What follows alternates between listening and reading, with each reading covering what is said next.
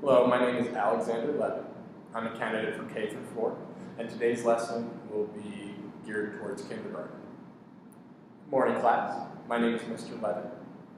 Just as a quick reminder, when we have something to say, we raise our hands, and we always make eye contact with the speaker so they know that you're listening.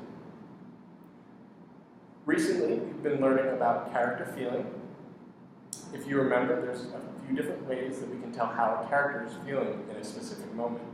We can use the text in the book, we can use pictures, or we can use our own experience, what we already know, to determine how the character is feeling.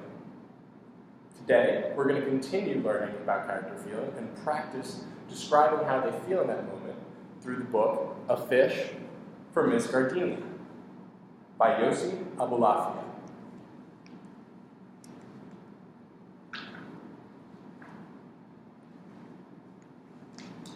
Whenever Miss Gardenia sat in the park, reading or feeding the birds, Mr. Bennet would stand nearby, pretending to fish.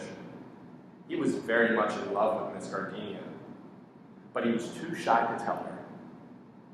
Miss Gardenia was fond of Mr. Bennet, but since her husband had died, she kept mostly to herself, hardly talking to anyone. One Friday afternoon, Mr. Bennet actually caught a big fish. Astonished and proud, he showed it to Miss Gardenia. "That would make a lovely supper," she said, which gave Mr. Bennet the courage to say, "Would you care to join me for dinner tonight, Miss Gardenia?" "Well," she said, "that's very kind of you, but..." She paused for a moment, and then said, "Yes, I'd like to come." So, taking a look here, Mr. Bennet is smiling, he's bowing to be polite, and that tells me that he's happy.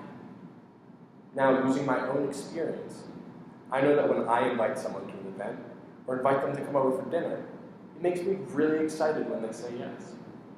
So based on those clues, I think Mr. Bennet is happy that Miss Gardenia said yes, and excited to have her over for dinner. Let's continue on the next page. Back at home, Mr. Bennet marinated the fish in lemon juice, garlic, and olive oil. Then he went outside to light the barbecue. Next door, nosy Miss Myrtle poked her head out the window to see what Mr. Bennet was cooking. He was in such good spirits that he decided to show Miss Myrtle the fish and save her the trouble of guessing. Now, class, taking a look here, how do we think Miss Myrtle feels? Yes, Raquel? I think that Miss Myrtle feels curious about what Mr. Bennet is cooking because she's watching him out the window. Very good. And is there any kind of experience that you've had where you may be feeling the same way as Miss Myrtle? One time my mom was baking cookies and I smelled it and it made me curious about what she was cooking. Very good. Way to use your clues and your own experience to figure it out. So now it's all of your turn. We're going to read this next page together, and afterwards, you're each going to take some time with your whiteboards to write and draw how you think Miss Myrtle and Mr. Bennet feel on the next page. Remember, we're going to use pictures, the words, and our own experiences to try and figure out how the character is feeling. When he took the fish out of the bowl, it was so slippery that it shot right from his fingers and flew right into Miss Myrtle's window. Oh no! Miss Myrtle screamed. She grabbed the fish and threw it as far as she could. So again, we're each going to take some time with our whiteboards. You each have 1 minute to write and draw how you think Miss Myrtle and Mr. Bennet feel. I'm going to leave this on the table, so if you guys need a reminder of what it looks like, you can. And in 1 minute, we'll get back together as a class and we'll share our pictures and what we think they feel, okay? Any questions? Great, all right, get started.